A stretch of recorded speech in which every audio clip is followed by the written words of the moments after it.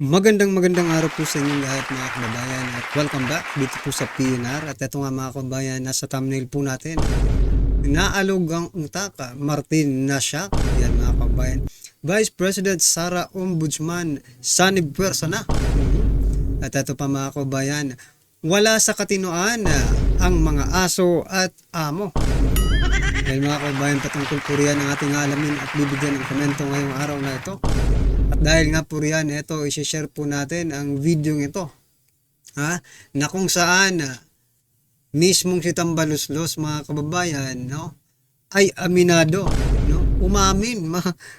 Grabe, no, hindi ko, sa bagay, nangyari po kasi ito, mga kababayan, noon pong meeting di Avance, no, 2016. Ipaparinig ko po sa inyo kung gaano kalaki ang utang na loob ni Tambaluslos, Martin Romualdez, kay former President Duterte.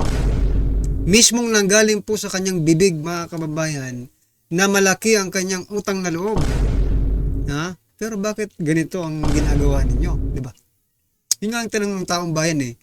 Malaki naman pala ang utang na loob, hindi lang ng Marcos pati Romualdez, sa dating administrasyon or kay former President Duterte. Bakit nyo ginaganito yung tao? Diba? Mamaya mga kababayan, ipapakita ko po yan at bigyan po natin ng reaksyon. At ito pa, ito ang sinasabi kong naalog ang utak nitong si Representative Jay Kunghun. Hindi ko alam kung ito ay natutulog sa Kongreso o kung saan pansitan ito natutulog. Kasi mamaya ipapakita ko po yung video mismong nanggaling sa kanyang bibig, no? Na atat daw si Vice President Sara Duterte na maging presidente. Biruin mo yan mga kababayan, no? Saan planetang galing? Saan planeta galing itong si Representative Jay Kunghun? Mamaya mga kababayan, bigyan po natin ng reaksyon yan. Akala ko kasi sa Senado lang may natutulog. Di ba si Drilon? Si former Senator Drilon ay natutulog sa Senado. Meron din pala natutulog sa Kongreso. At sa katauhan po yan, no, ni Representative Jay Kunghun. Yan mga kababayan. At ito pa ang malupit. Isa pong kolumnista ng Inquirer.net ang nag-comment, nagbigay ng kanyang opinion. Patungkol po dito sa sinasabi ni Vice President Sara Duterte na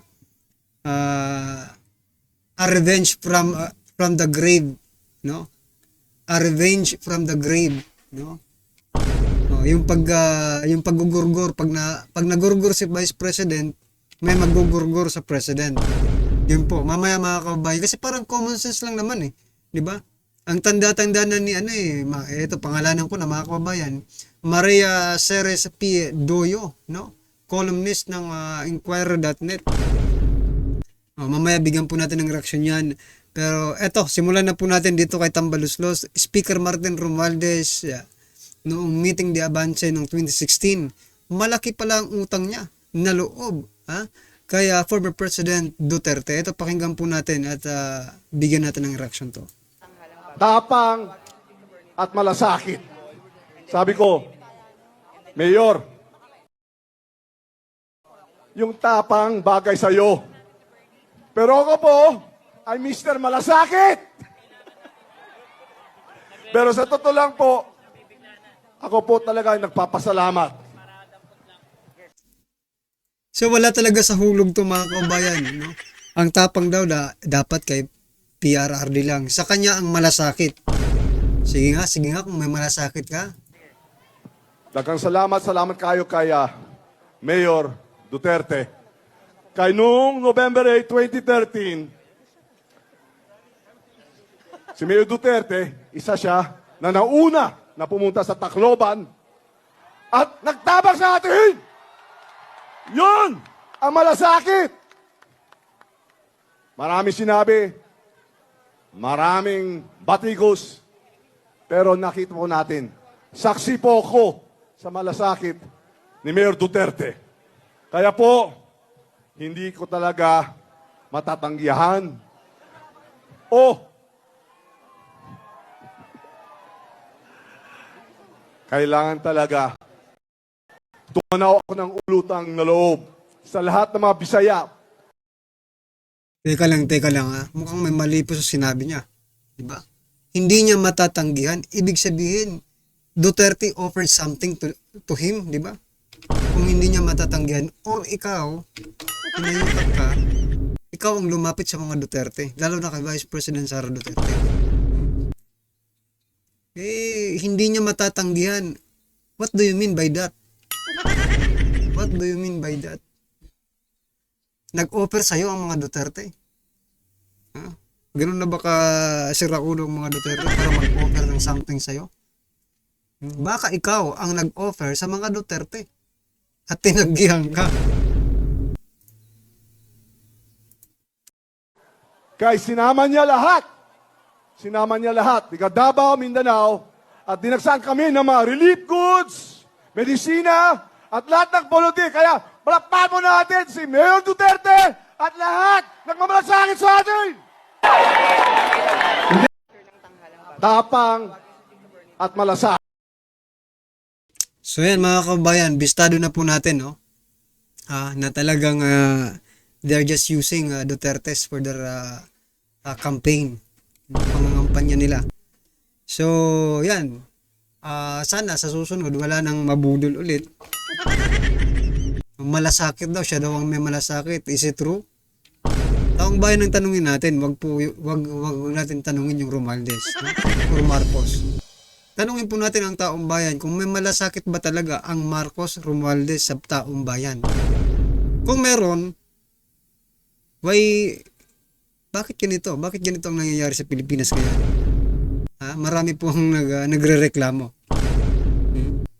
So mga kabayan, umamin na malaki ang utang na loob kay former President Duterte itong si Romualdez. Anong masasabi niyo dyan? At eto na, ang video na kung saan yung sinasabi kong naalog yata ang utak nito or natutulog ito sa Senado ay sa Kamara. Eto, pakinggan po natin to. Gate ng mga mambabatas? Nagsimula lang naman lahat ng kaguluhan na ito noong mangarap ang ating Vice Presidente na maging presidente ng maaga. Wala lang sanang maagang nangarap, wala lang sanang maagang nag-ambisyon na maging presidente, tahimik naman ang lahat. Tama ka po. Hindi. I'm not against to you. I'm not against sa kay Congressman Representative Jay Kung. Kung wala lang sanang maagang nangarap na maging presidente, no? Pero hindi po 'yun sa katauhan ni Vice President Sara Duterte. Maaari pa tuloy yang sinasabi mo, baka pagalitan ka niyan ni Tamba. Kung hindi mo lang pinangalanan na Vice President, no? Si Tamba po talagang tinutumbok niya. Si Speaker Martin Romualdez. Diba? Kung wala lang pangalan, hindi niya lang pinangalanan, nako, tinamaan, no? Tinamaan. Si Tambaluslos dyan sa sinasabi mo. Pero teka lang, naalog yata ang utak nitong si Jay Kung Hoon, no? Paano hindi ko nasabing naalog? Saan pa nagsimula ang lahat ng ito? Itong kaguluhan na ito. Hindi ba sa panggigipit ninyo, kayo, ng mga congressman kay Vice President Sara Duterte? Sa utos ni Speaker Romualdez, dahil nabunyag. Nagkaroon naman ng kaguluhan dahil nabunyag. Yung pagpapapirma ninyo sa taong bayan doon sa sinasabing People's Initiative na gusto ninyong papirmahin, no, na mangyari para magkaroon ng Prime Minister. Di ba? Di ba mga kabayan? Natutulog po kasi yata ito Masarap kasi talagang matulog pag kapag nakakainom ka ng sobra, masarap itulog. Ito, lasing pa yata ito si Jay Kung Hoon, Hindi ko alam kung saan siya nalasing, no? Well, anyway, what I'm trying to point out, mga kabayan, no? Kung magsasalita ka naman lang, yung medyo makatotohanan naman. Yung medyo paniniwalaan ng taong bayan, no? Ginagawa mo namang ginagawa mong walang alam ang taong bayan sa mga nangyayari sa ating bansa. Pwede ang strategy ninyo nung panahon pa ng mga hindi ngayong may social media na. Kasi gising na gising po ang taong bayan 24 hours 7 days a week. Yan. Ano ba yan? 24/7 yan. 24/7. Gising pong taong bayan sa social media at nakabantay lang po sa inyong mga ginagawa. Di ba? Tapos sasabihin nyo ngayon, kayo pa ang biktima ngayon. Diba? Si Tambaluslos pa ang biktima sa sinasabi ngayon ni Representative Jay Kung Hun. Ay, kawawa naman. No? Kawawa naman pala kayo. Well, anyway, ano pong inyong reaction dyan? I-comment nyo lang po para malaman ng ating mga kababayan. At ito ang malupit, mga kababayan. Ito po si Maria Ceres Pidoyo, columnist ng Inquirer, mga kababayan. Ito po ang sabi niya. A revenge from grave, she called it. Sabi po yan.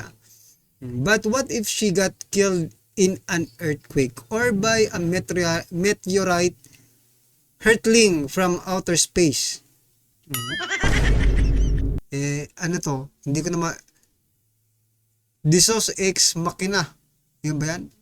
Correct me if I'm wrong, mga kabayan. Hindi ko kasi ginagamit ito. Hindi naman natin ginagamit itong word na ito in our daily lives, di ba? Well, anyway. Sinasabi niya dito, paano kung magurgor dahil sa paglindol, di ba? Or matamaan ng tawag ng bulalakaw, ganyan ba yun? At magurgur nga si Vice President Sara Duterte. Ang tanong mo po ba ay gugurgurin rin ang presidente kapag yan ang nangyari? Common sense naman po, mga kababayan, no? Ang sabi po ni Vice President Sara Duterte, kung mapatay siya. Ito, ang tanda-tanda natin ito, pero hindi ko alam kung nasaan ang common sense, mga kababayan, no? Pati ba naman earthquake, pati ba lindol, pati kalikasan, isasama nyo sa politika sa Pilipinas? Di ba? Pati kalikasan, naku naman. It's common sense. Kapag nag-earthquake, nilindol, syempre, hindi lang po si Vice President dyan ang magugurgur din, pati siguro ikaw. Ako, tayong lahat. Di ba? O sino pa ang manggugurgur kung magurgur ng lahat? Ay, nako. Pinaan nyo lang ang drama ninyo. Kayong manunulat kayong manunulat, no? Ang drama ninyo. Bakit naisali pang earthquake, naisali pang anong tawag dyan, meteorite, kalawakan sa politika ng Pilipinas? Grabe naman. Grabe itong kolumnista. Sa bagay, ang mga columnist po talaga, no? Matataba ang utak niyan, no? Depende po sa taba. Mayroong mga tabang masustansya, no? Yung iba naman, mga tabang pumamatay mismo. Diba? Yung mga kolesterol. Siguro ko kolesterol ang nito eh. Well, anyway, it is just our opinion, mga kababayan. Pero what I'm trying to point out, bakit mo naman isasali pa ang kalikasan, kalawakan sa politika ng Pilipinas? Diba? Common sense, kapag nagurgur sa earthquake, hindi na yan gagalawin pa yung kung sino man nag-utos. Alangan naman patayin ng hinabilinan ni Vice President Sara Duterte yung nagpa-earthquake, di ba? Naku naman talaga. Agoy. Napakatanda na nito. Lola, common sense naman po. You're supposed to be a intelligent woman, di ba? Nagbibigay sa atin ng mga impormasyon na makatotohanan. Pero this one, mga kababayan, it's more on fiction, no? Than the reality. Well, anyway, mga kababayan, ano pong inyong reaction dyan? I-comment nyo na lang po para malaman po natin, mga kababayan. At eto na nga po, sama-sama at sabay-sabay po natin pakinggan, panoorin at bigyan ng komento ang video ito. Eto na po. Buti naman matino pa tong nasa ombudsman. Kasi yung DOJ, yung NBI, apaka-OA. Buti na lang talaga may mga matitino pa. Grabe talaga, talagang joint force talaga sila, no? Nakahanap talaga sila ng, di ba, pwede idikdik na naman kay VP Inday Sara ngayon. Pero well, matalino si VP Inday Sara. She knows kung ano ang ginagawa niya at alam niya kung ano ang sinasabi niya. Abogada din yun. Pero actually mga lods, tignan natin kung hanggang saan ito. Di ba? Kung hanggang saan at hanggang kailan paninindigan ng Marcos administration ang panggigipit nila, no, sa mga Duterte, lalo na kay VP Inday Sara. And I'm pretty sure, di ba, sa huli, sa kangkungan pupulutin lahat ng mga naninira at minamasama ang imahe ng mga Duterte. I would advise Yosek Andres to shut up. To stop talking about the case. Because one of the powers of the ombudsman is to take over the investigation of a case of any government investigative agency at any stage of the proceedings. Pinaalala ni Martires kay Andres ang nakasaad sa Section 15 ng Republic Act 6770 o Ombudsman Act of 1989 na may kapangyarihan ng ombudsman na imbestigahan at kasuhan ang kahit sinong public officer, empleyado, tanggapan o ahensya at maaari nitong i-take over ang investigasyon ng anumang ahensya ng gobyerno. Iimbestigahan ng House Committee on Good Government and Public Accountability ang paggamit ni VP Sara ng 650 million pesos na confidential fund ng Office of the Vice President at Department of Education. We feel that we have jurisdiction over these cases. We can request Congress to please stop and we'll take over the investigation of the case. Tama. We can do that, but as a matter of courtesy, we belong to different departments, branch of government. As a matter of courtesy, we'll tell Congress. Pag na-require niyo po ang isang ahensya ng gobyerno na may confidential fund na mag-submit ng resibo, ay hindi na ho confidential fund yun. Kasi Mr. Chair, gusto ko lang pong if I now get a safe house, if Narinig niyo po mga kaubayan, no? Tinawanan po, no? Tinawanan po yung yung mga kongresista. Tama nga naman, ba? Pag pinagsumiti mo sila ng mga receipt, no, resibo, hindi na yung confidential kasi meron na po kayong resibo eh. Oh, di butata na naman itong mga nayutas na ito. Kasi nire-require po yon ng joint circular. So hindi po pwedeng kasi meron po tayong joint circular 2015 regarding sa confidential fund. Pero hindi po nakakatawa na sabihin natin na hindi tayo nagsasubmit ng mga resibo. So I beg to disagree po, no. Kailangan din natin. So yan mga kababayan, nagsasabit pala ng resibo ang sige nga. Magpakitang gilas ka, Castro. Convicted Congresswoman Castro. Magpagkitang gilas ka nga po. Kasi sabi mo nagsasubmit po ng mga resibo. Can you please submit your receipt, no? Finish or unfinished. Submit your receipt. Parang sa school lang, di ba? Pag na time na. Pag oras na ng uwian. Okay, class. Submit your papers, finish or unfinished. Yan Castro Pakisubmit nga po ng resibo mo. Finish or unfinished. Para malaman ng taong bayan kung gaano kayo kalinis. Kung gaano kayo parang santo na kayo din sa atin. No? Hindi kayo, parang kumbaga sa Pilipina pa hindi kayo makabasag ng pinggan. Diyan po sa kamera. Ngayon, sinabi mo kanina, no, na nagsasubmit ng resibo. Hanggang ngayon, nag-aantay pa rin ng taong bayan ng mga resibo ninyo. Huwag niyo pong pinagloloko ang taong bayan. Diba? Hanggang salita lang yata kayo Wala kayo sa gawa. Si Vice President Sara Duterte hindi nagsasalita pero gumagawa. Yan ang pagkakaiba ninyo. Well, anyway mga kababayan, ano pong inyong opinion, reaksyon patungkol po sa video ito ay comment lang po sa baba. Para at isa lang po ng ating mga kababayan ang inyong opinion. Maraming salamat.